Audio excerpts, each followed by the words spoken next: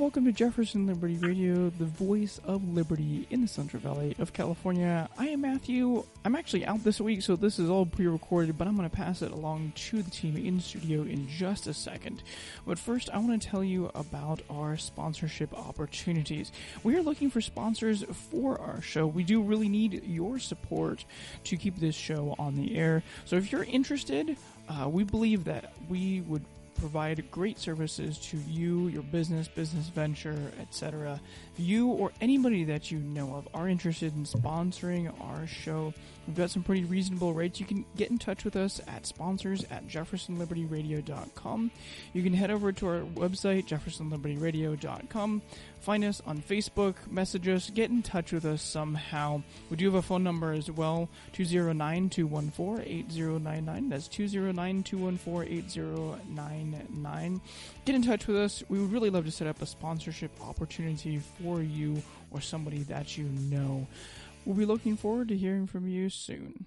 Now let's get on to the episode, and I'm going to pass it along to the team in studio.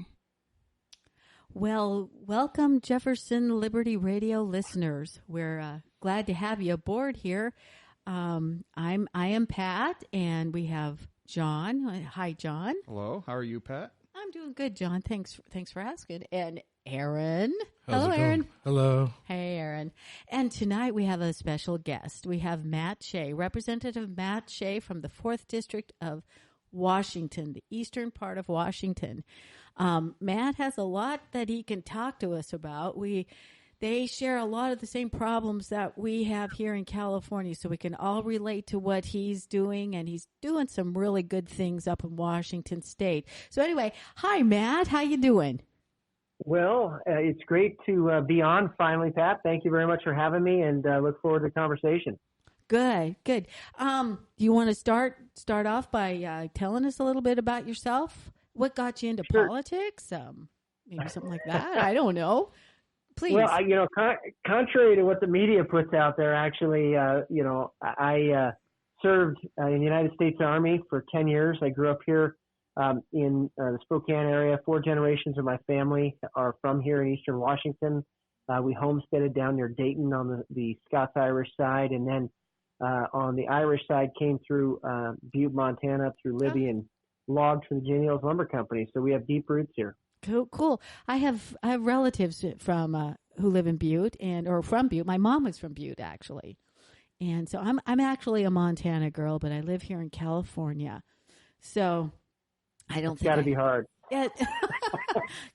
Well, there are some. There's a lot of give and take in that issue. Of course, it's anyway. We all know the bad. We all know the good. So, Matt, good to know that you're. And I thought there was one really interesting thing that I read, that you guys had you started the Stagecoach. Your family was integral in starting the Stagecoach in Washington. My great-grandmother, she was a daughter of the pioneers, and they ran one of the first stagecoaches in Washington. As the legend goes, they grew the first watermelons in Washington as well. And wow. So, yeah. Cool.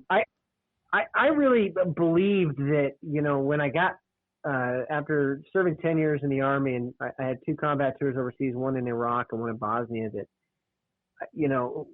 that my family could not have started a ranch or could not have started a logging operation in Washington with just the massive regulations. And so I thought, and I prayed about it after somebody asked me to run for office, and I decided to kind of shift battlefields to the political battlefield, and that's what got me started. Okay, that's how you got into politics. Well, that's interesting to know. So anyway, since you are kind of leading the charge for the state of liberty in Eastern Washington, do you want to tell us how that is going? Absolutely, would love to. We have a lot of support, and we have had 3 polls or surveys of over 23,000 people, and it comes back between 72 and 74% support. So just roundly supported by the vast majority of people, and that's why people started to attack us, right? And they started to level just spurious charges at us, and they know that we're being effective. They know we're winning.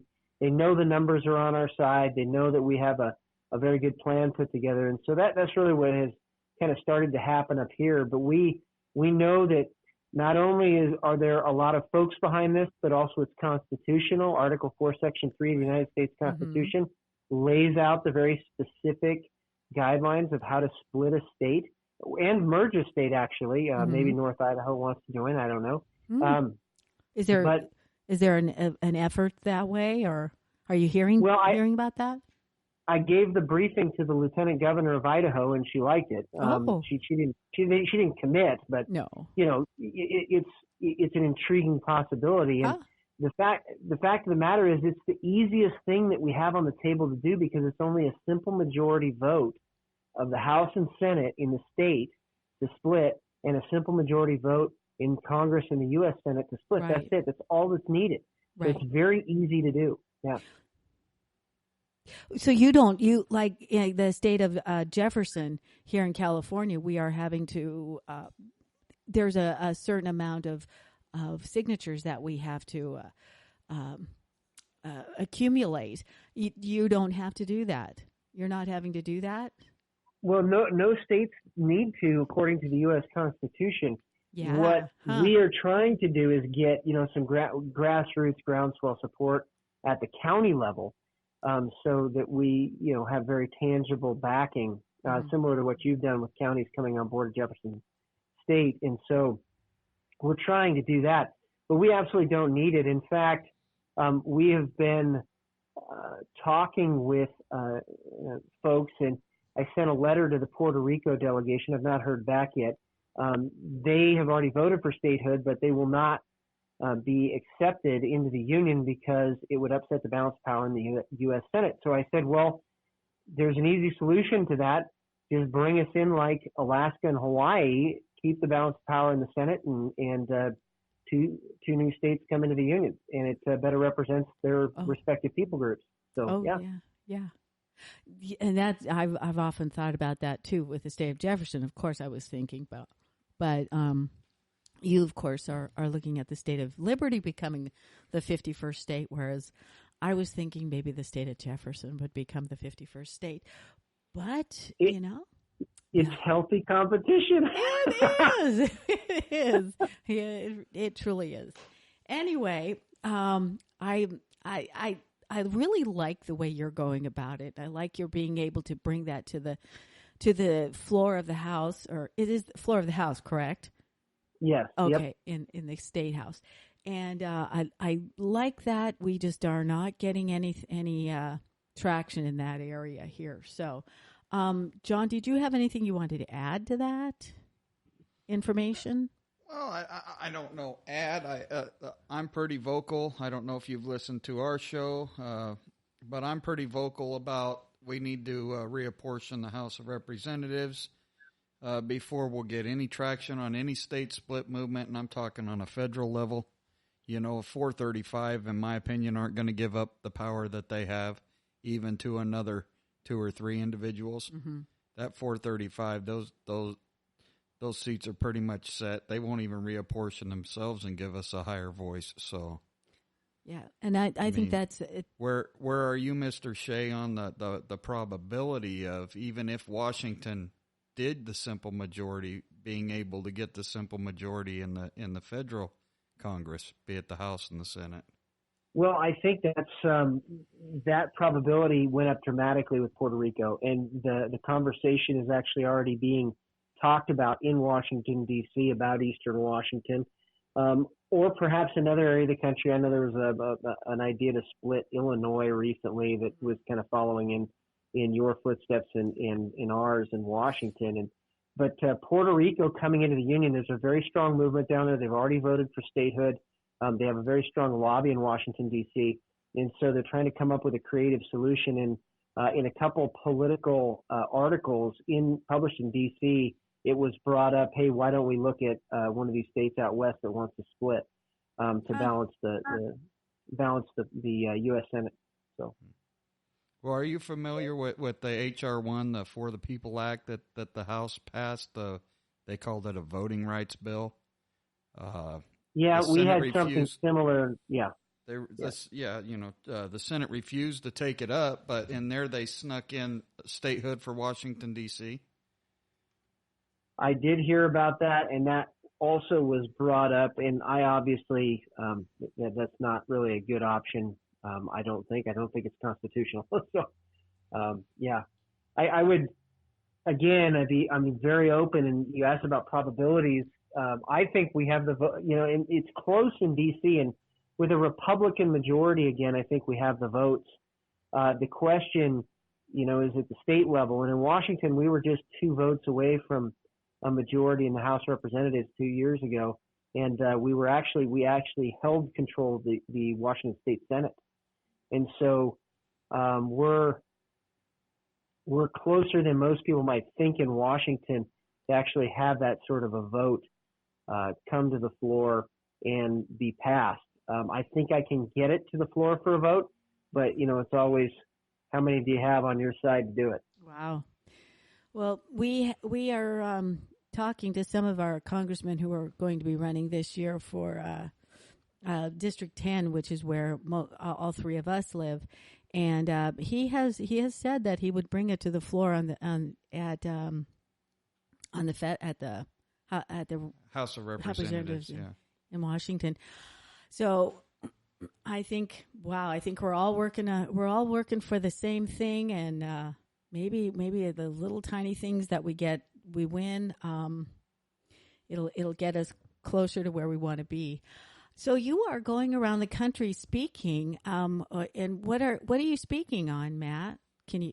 Well, apparently this is controversial, but I love America, and I don't like people that are trying to destroy this country, and so I'm talking about who is actually trying to destroy the country, and I'm naming names and showing the maps and the screen captures of who these folks are, and giving it in sort of an intelligence brief fashion, military style of what we're up against, and in how we might go about combating what's happening in this country. Mm-hmm. And where are you speaking? I was in Texas, and I'm going to be in Cleveland, North Carolina, Florida. I'm all over the place.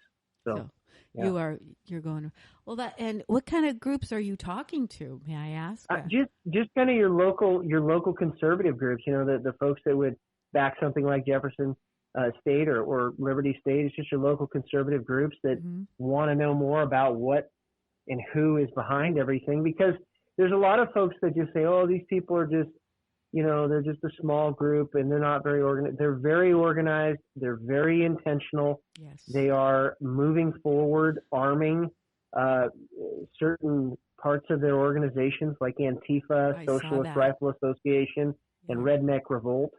To name 3 specifically.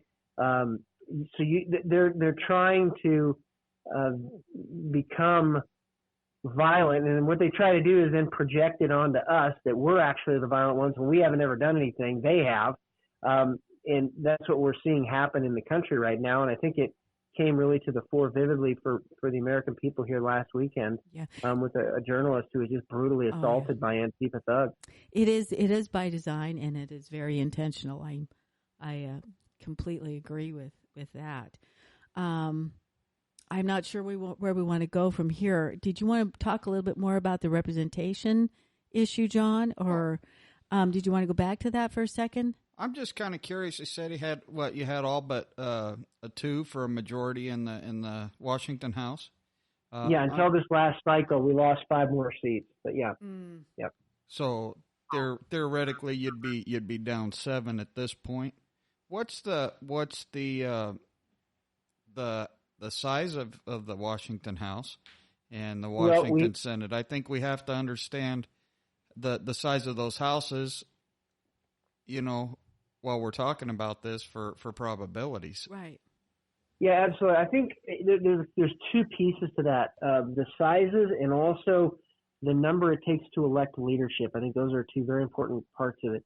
In Washington State, we have 98 House members and we have 49 senators. So we have 1 senator and 2 House members from each legislative district. So that's kind of how it's broken down. In regards to the other we have about typically 25 to 26 people that would elect a leader in the House, and half as many in the Senate. So it gives you an idea of how doable something like that is, because Eastern Washington, for example, has a great number of legislators in it, even though, we have downtown Seattle, which takes up a lot of the Democrat side of the aisle. Right. So we're 98 and 49, you said? That's correct. And, yeah. and what is the current estimated population of Washington? I'm just trying to, do figures in my head compared to what we have here. Well, let me, if you don't mind, I'm going to take a little bit of, not a tangent, but I want to go into population and comparisons, not just with people, but with budgets as well. I think that's important, because a lot of people will say, you guys would be the poorest state in the union. And a lot of folks in downtown Seattle say you're a bunch of welfare freeloaders. You don't generate enough tax money, and we have to donate tax money to you, that kind of thing. So I want to compare apples to apples. In Washington State, actually, let me just do Liberty State. We have 1.6 million people. And Liberty State is about the same population size as the entire state of Idaho, which has about 100,000 people more. So you can really compare apples to apples.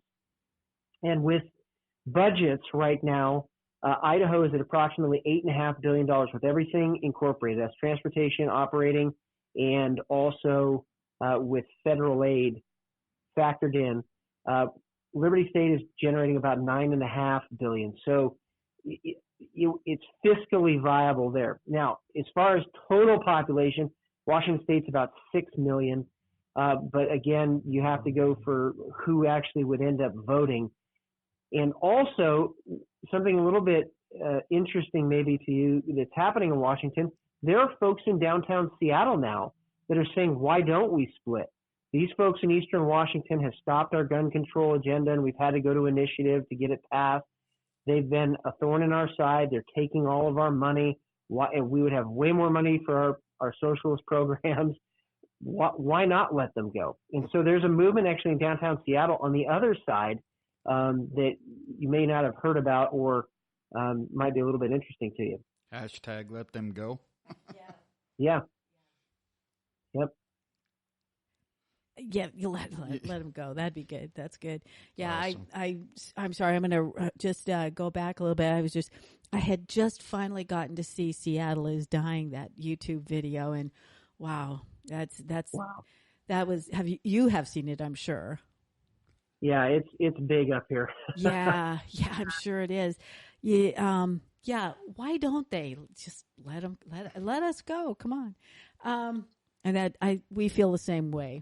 We kind of feel the same way. But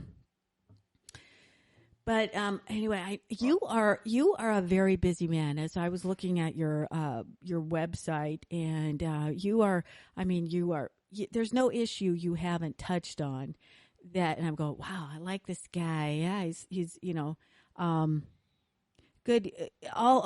You hit all the areas that I am passionate about. So, one of the ones that I'm really passionate about is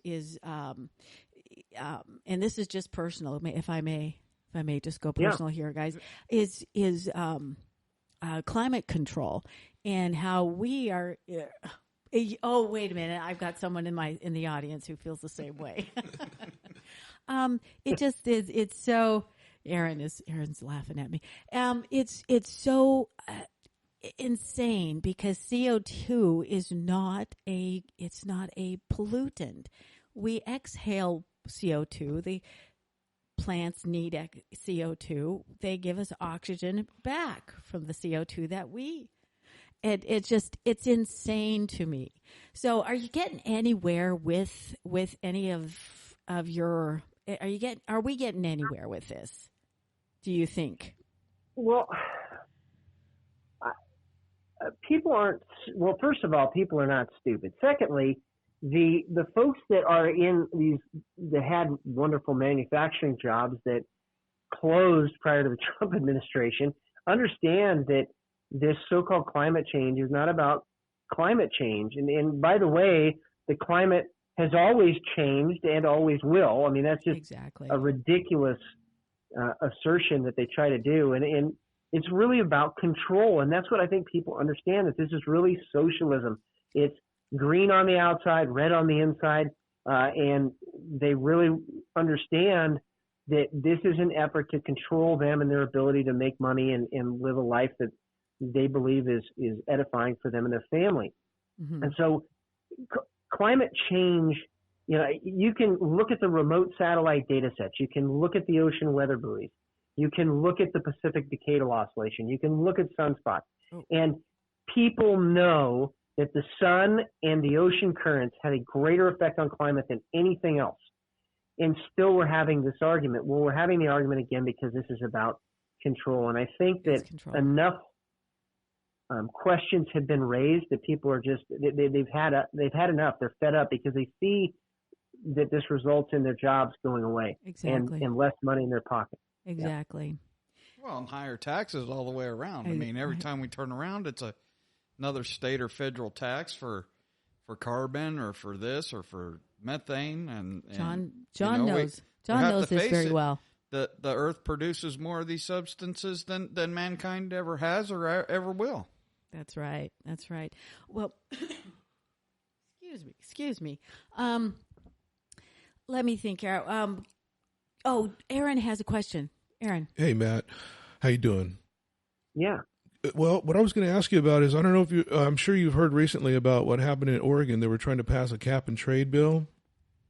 And basically, Democrats were wanting to hunt down Republicans to get them to go back to work. What do you think of that situation? That they were really, I mean, we have cap and trade here in California, which has made our gas and energy prices go up exponentially. So it would be bad for Oregon, I'm sure. What do you think about that? Well, absolutely, and in particular for the rural areas, and that's why those senators left and didn't give them a quorum. It didn't allow them to end up voting on it because it would have just devastated what was left. And I emphasize that, what was left of the rural areas. And again, for me, this is personal because I know that my family couldn't start a ranch or any sort of a logging operation today because of what has happened with these radical environmental policies. And look, we all want to be good stewards, but we're talking about wise use, not non-use, which is what they're trying to promote, shutting down the forests, shutting down everything, and then we have these catastrophic wildfires because the fuel load builds up. And I know you guys know all about that. Yes, we do. Well, and that's all throughout the western states where the federal government has seized control of our lands. You know? Yeah, it's all. Be it here in California, Oregon, Washington, Colorado, Montana. I mean, Wyoming as well. Well, not so much Wyoming. Right, but in the admittance bills, when we form these new states, be it Liberty or Jefferson, New California, Lincoln, whatever new state formations there are, we need to be cognizant, and you as a legislator up there need to understand that when those admittance bills are produced, they need not cede our public lands to the federal government. The U.S. Department of Agriculture has no right to control the amount of land that they do. I think you were working on that. You're working on that, Matt, bringing the states, the lands back to the states under the state's control, aren't you? Yeah, absolutely. In fact, this is critical. If you look at a map of federally owned land and where catastrophic wildfires happen, it's unbelievable how exact the two maps match, right? Yeah. And the other interesting part about this too is that most enabling acts required this land to be disposed of, and the U.S. Constitution in Article 1 very clearly says the types of land that can be owned by the federal government, and it was typically for military purposes or other needful buildings, so forts, magazines, dockyards, those kind of things, and other needful buildings. It doesn't say anything about vast swaths of land that the federal government could manage better, right? It doesn't say anything about that. In fact, in the Treaty of Guadalupe Hidalgo and some of these others, land titles that go back that far. Some of these governmental agencies that claim jurisdiction weren't even in existence when the land right came into being, and it's impossible for them to have suddenly jurisdiction over that. It doesn't make any sense. And truly, there is no such thing as federal land. All land is mixed-use land because somebody owns part of the bundle of sticks for that land. Maybe it's the mineral right, maybe it's the right to harvest timber, maybe it's the right of way for a road, etc. Minerals, water, everything. Yeah, minerals. Everything. Yeah. Well, I just have to congratulate you. First politician I've ever heard refer to that treaty, and that covers so many aspects of life out here in the West. People really don't understand. Well, they don't. That would be me.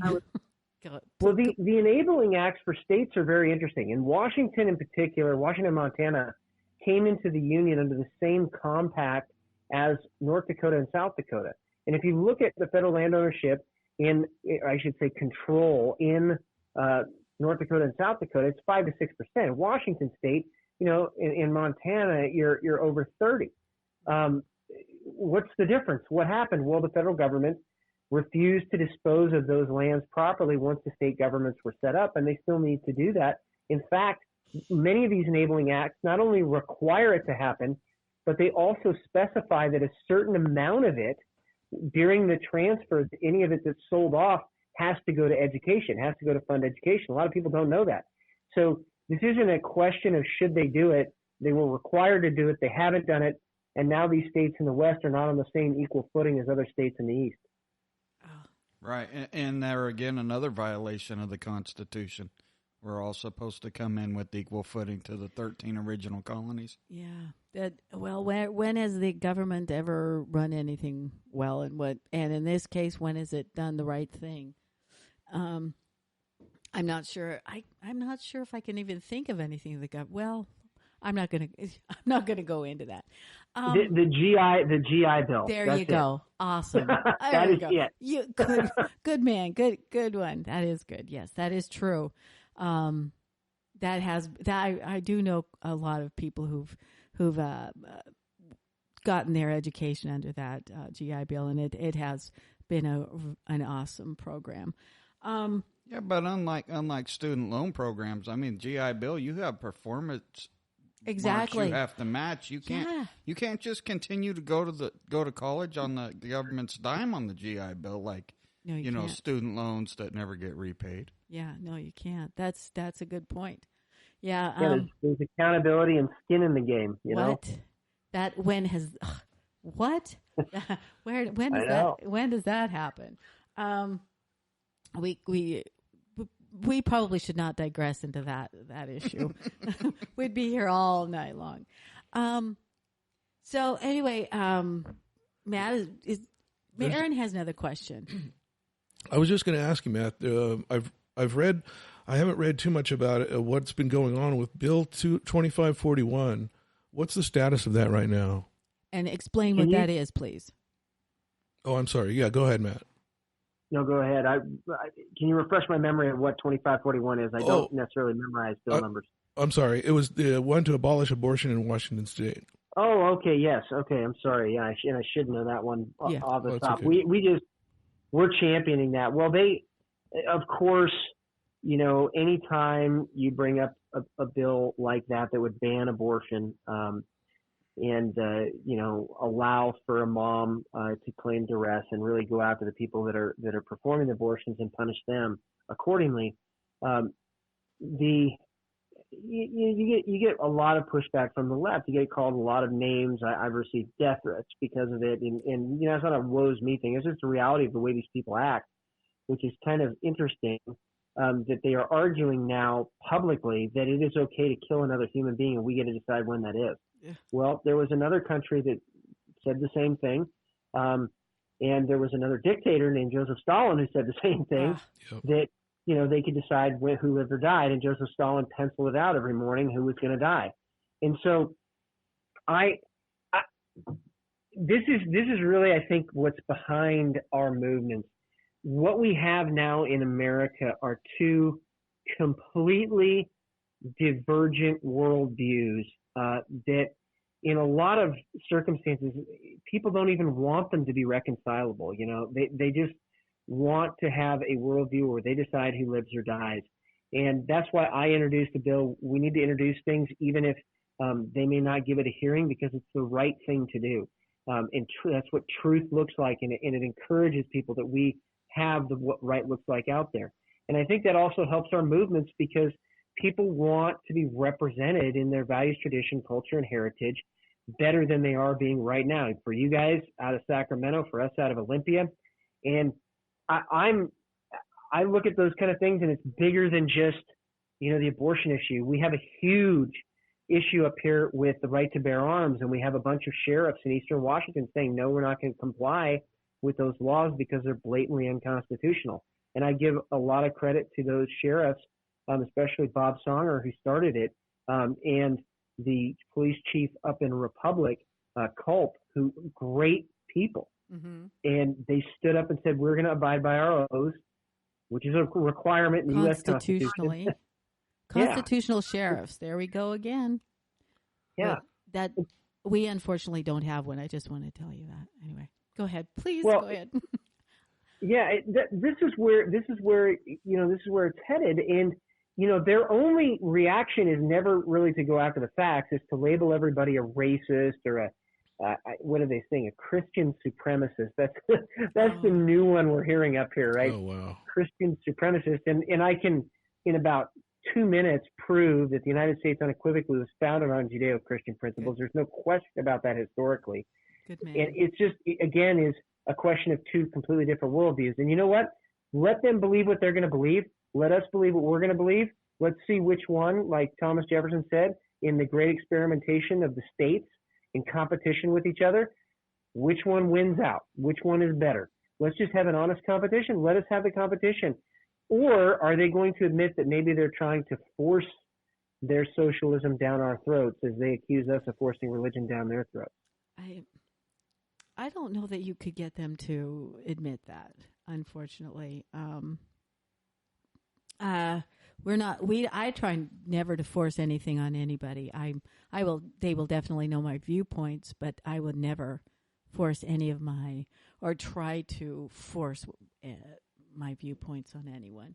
And I think that's why we love freedom, right? Exactly. But Karl Marx in his Communist Manifesto said, quote, "Communism abolishes eternal truths. It abolishes all religion and all morality," end quote. And then you had Antonio Gramsci, who later said, "Socialism is precisely the religion that must overwhelm Christianity. In the new order, socialism will triumph by first capturing the culture via infiltration of the schools." That's happened. Yes. Universities. That's happened. Mm-hmm. Churches. That's happened. Yeah. And the media. That's happened by transforming the consciousness of society. They've admitted it in their own words. That's exactly what they're trying to do. Yeah. And by admitting that, you would think that they would go, hopefully some people are waking up. More people are waking up. I can see a few people, but, I kind of lead a little sheltered life here. I don't, all my information I get off the internet. So, I think we are seeing a little bit more of an awakening especially in some areas that I'm really excited about. So, I agree, and that's one of the reasons I'm traveling all over the country to educate folks. That here's them in their own words. We believe in freedom. So you're being. And this is what they're saying. Good. Excuse. I didn't mean to interrupt you. I'm sorry. So you're being accepted well with what you're saying then in these areas.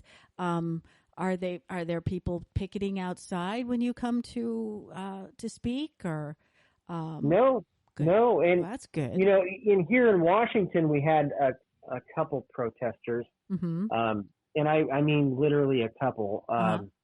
One guy with a cardboard sign. That was really it. But I had a reporter. I had a reporter. Where really you get accosted is by the mainstream media that have an agenda to push this propaganda and to downplay the violence, the Marxist violence that's occurring all over the United States, but particularly in Portland and Seattle. And this guy comes up after and tries to ambush me. "Do you denounce political violence?" I said, "Of course." And nobody I associate with countenance political violence, but I have a question for you. Will you denounce on camera right now violence from groups like Antifa? And I asked him 4 times, and he refused to do so. And that's where we're at in America. Oh. These guys they're liars. We're the ones that are on the right side of history. We're the ones that are on the right side of freedom and liberty. They're not, and they know it. So our president is right on the money with this. That is for sure. Yeah, the lying media. Anyway, I digress. I apologize again. Well, I think for the Liberty State movement and for the Jefferson State movement and what we're all doing, this is important because we want to live in peace, and we're not going to go into the streets, and we're not going to go, throw, quick dry cement in plastic cups at people. We're not going to plot to buy guns from cartel members for an armed rebellion, as Antifa was charged with doing. The Daily Caller has that article. Or we are not going to go meet with members of terrorist organizations like ISIS in Germany, like Antifa Oakland was charged with in a Clarion Project article as a result of an FBI field report and investigation. Well, we're not going to do that, but we can certainly call them out, and we can certainly show the contrast between living in liberty and freedom and then what is happening with massive government, massive welfare programs, according to the Cloward-Piven model, massive regulation and control, and how good, hardworking Americans who just want to raise their family are quite literally being priced out of a home, being taken out of their field of right. good-paying work, and driven into despair. Just leave us the heck alone. That's all. That's what I want. Yeah. But anyway, they just can't do that.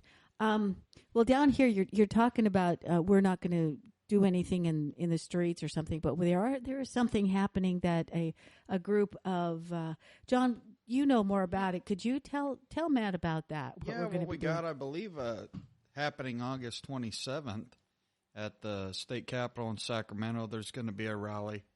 And this group of individuals is walking the length of Highway 49 here in California. It's like a 300-mile highway. And in protest of all these same things that we're talking about tonight, the public lands being locked down, the federal government holding so much power over our recreation, our liberty in general, is going to start at the beginning of Highway 49 and traverse the state to the other end, roughly 300 miles, and culminate with a rally at the state capitol. In much the same fashion as Oregon just shut down their cap and trade thing, us liberty-minded people and Judeo-Christians need to stand together and protest these things peacefully, and like we saw with Oregon, we can affect change. Yes, we can. But I just wanted to, because you said most of the time we don't get out in the streets and we don't proclaim our liberty and what we want out of the government for us, and This is one way that we are doing it, and I think it is a great peaceful way of getting it out to tell people. So anyway, that too. I think across the entire nation, though, not just with us here in California with the Walk for Liberty, but with you guys in Washington with the Liberty State movement and what just happened in Oregon, and it's all across the nation, I believe. Oh, it is. It truly is. I know that it's happening. I think I'm not going to go to what I read because I can't recall where I read it. So I'll just leave it at that. It was something about Illinois, the state of Illinois, but go ahead. Well, we're seeing, we have teams in every county in Eastern Washington now. Mm-hmm. And we're seeing, big teams. I mean, we're talking dozens of people working together toward a common goal. There's a lot of, again, they try to attack one person, they try to level the racism card and all that stuff, but it's fairly easily defeated because there are folks from every ethnicity that believe in what we're doing. People that came from Vietnam that fled communism, people that fled the former Soviet Union from the Slavic community that are totally on board. Yeah, and this is bringing people. Our vision is bringing people together. The vision of the Marxists is all about division. It's everything to divide everybody against everybody else. We're bringing people together because it doesn't matter. What matters is freedom and liberty, and that's what has drawn us together in the Western United States, particularly. Right. Yeah. Yeah, we have a friend who was working with us with the state of Jefferson, and he moved up to the valley where Medicine Lake or Medicine Valley or something like that. Forgive us for not remembering the name. No. Sorry, I think I know Rod, what you're talking about. Liberty Lake. Yeah, Liberty Lake, I think. Okay. Yeah, anyway, or Coeur d'Alene. Yeah, it wasn't Coeur d'Alene. It was It was Medicine something, I believe. So Yeah. forgive us, Rod. We don't remember where you live, but he is actually helping you as well. So, and we had him on a podcast, and he's a good proponent for you, and he's doing what he can for sure. And he is a go getter. So you've got a good one up there helping you guys out from the state of Jefferson, working on the state of Liberty. So how about that? Well, I think the question is whoever gets it first, everybody's going to move. Yeah. You're right. You're right. Well, see, and that's one of my biggest points is that if any of this happens with the regulations being so low, and you're going to be able to bring back your logging industries, you're going to be able to bring back mining, businesses are going to move there in droves. It will do wonders for that economy, any economy, whoever gets this. So, well, we need to preface all that by that's the goal. that is the goal, right? There's still going to be, government bodies in control of policy. Right. And whenever you get a group of people together, we all know how hard it is to make sure that these things transpire. You are so right, John. That excellent point, because, yeah, I've lived through that. Yes. Well, one of the, I think that's absolutely key, that we understand that businesses will move to, that prosperity will come there, and all these people, these naysayers, will say it'll be the poorest state in the country. It's just simply not true. And I'll tell a story really briefly, if I may. There was a lobbyist in Olympia, 30 years, professional lobbyist. She came into my office and said, "Matt, I need to apologize to you." And I said, "Okay," because that never happens, right? That's shocking. Did you fall right? on the And floor? I said, "Really? Well, do tell what happened." And she said, "Well, I was out to dinner the other night. I was kind of making fun of you in the state of Liberty, and I was at the dinner with a bunch of multimillionaires, and I realized I was the only one laughing." And so I said, "Well, I appreciate the apology, but what happened?" And she said, "Well, they said this isn't funny. If there was a new state where there weren't property taxes and there was small government, we would move everything tomorrow." Wow. And she realized at that moment that it is a very serious movement, because businesses understand that that's exactly what would happen. It would mean tens of thousands of dollars immediately for them, probably millions. And they just know that that's why this is something that needs to happen. And we've been talking up here that we actually had two state constitutions in Washington. 1878 Constitution actually prohibited property taxes, which was a novel concept, and that wasn't included, unfortunately, in the 1889 Constitution. But we thought, hey, what a great idea to come back to. So you have written your Constitution? We are drafting it. You are drafting it. Here, we are drafting it. What he's saying is much like our situation in California. They had an original Constitution. Right. And then the Constitution was rewritten sometime later. Okay, not just like we amended. had the 1849. Okay, and then in 1870s we have our current Constitution that we continue to add to. Oh, I'm so glad. They've had the same situation. Am I understanding that correctly, Mr. Shea? Yeah, that's exactly right. It was called title inelodium, which means you could never have it liened, so there could never be property taxes. Wow. And if you actually look at the budget, like Washington State brings in about 9% of its budget from property taxes, and I always ask this rhetorical question: do you think you could cut 9% of fat from government today? And everybody goes, "Oh, of course." And so, well, then why do we need property taxes? Yeah. And it kind of changes people's vision of what the future could look like. Right. Do you have a sales tax, don't you? Do you have? We sales do. tax? We do not have an income tax. No. You don't have income tax. Okay. All right. Well, we have all three here in California. How about that? State income tax and the highest sales excise tax. Sales excise. Oh, we have. Aren't we lucky? I think I have $1 left in my pocket. We got I shouldn't let anybody know that the government probably want to come take that too. In some cities, we even have utility user taxes. That's right. That's just right. out of control. It is. It is way out of control.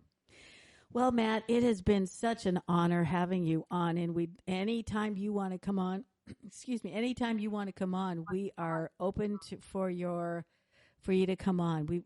I feel like we've just skimmed the surface of what you're doing up there, what we're trying to do down here, and we are allies in this race to get better government for us and better representation for sure. I just want to thank you again for being on. And anything else, guys? No, I mean, we got the analytics from where people listen to the show. We do have some listeners in your area. And I just urge the listeners from the state of Washington. You heard the man say tonight he needs 7 more votes in the House to get a state split movement going in Washington. Very good. And if the House were to pass something, that may pressure the Senate up there to fulfill your guys' wishes. Oh. So if you're listening in the state of Washington, you need to get out and you need to hustle for these men and women that are promoting the message for you. They can't do it by themselves. Get out, get busy, guys. I think that is a great way to end this podcast. It's legitimate. We have to help the people that are doing the things that we desire to be done, such as Mr. Shea and the others in the House of Representatives and Senate in Washington. Our listeners up there absolutely need to mobilize for those individuals. Absolutely. Just real quick, Matt, before we let you go, what's your next speaking engagement that you have coming up, and where is that? I've got one in Portland next week, but that's really kind of not what we're talking about here. I'm sorry, I'm trying to think through it real fast. I'm going to have to text it to you if I get it. Yeah. Oh, okay. Yeah, do that. Maybe we can, if you'd like, we could put that on our. Put it in the show notes. Yeah, put it in the show notes, and when we put this out on Saturday, we can put that on there for you if you would like to. But anyway, hey, I do have one more question for you. How did you hear about us? How did you hear about this Jefferson Liberty Radio? Well, because I've been following State of Jefferson for a long while, and I just know that you guys have done a lot of things right, and this is one of them. And I have my own radio show, Patriot Radio, broadcast 2 times a week, yes. And we podcast as well. And I just know how powerful that is. So, it's good to share information with each other and to have the audience listen in. And where could listeners find the Patriot Radio program? They can find it at Patriot Radio US on Facebook and also on Podbean under Matt Shea, Shea. It's also on iTunes as well. So. Okay, good. Mm-hmm. That's good to know. I'm going to start listening to your program now. I'm a podcast listener from about a month ago. No, I'm just kidding. From way back, she said. Oh, anyway, thanks again, Matt. We sure do appreciate it, and keep in touch. And if you have anything you wanna let us know about, give us you know how to get a hold of us. How's that sound? Sounds great. Well, be blessed, and thank you again for having me on the show. God bless you, sir. Thank you very much. Have a great evening. Bye-bye. Thank you so much for listening to this episode of Jefferson Liberty Radio. You can get in touch with us, email us at feedback@jeffersonlibertyradio.com or via our website at jeffersonlibertyradio.com. You can also leave us a voicemail at 209-214-8099. That's 209-214-4089. We'd love to hear your questions and comments. Don't forget to subscribe to us on iTunes or your podcast player of choice. You can find us on iTunes, Spotify, YouTube, Google Play, or your podcast player of choice. Don't forget to leave us a 5-star review where you can. We'd really appreciate it, and it actually does help our ratings. You can find us on all the typical social media, Twitter, Facebook, even some alternative media such as BitChute and Gab. Thank you so much for listening to this episode of Jefferson Liberty Radio, and we'll catch you next time.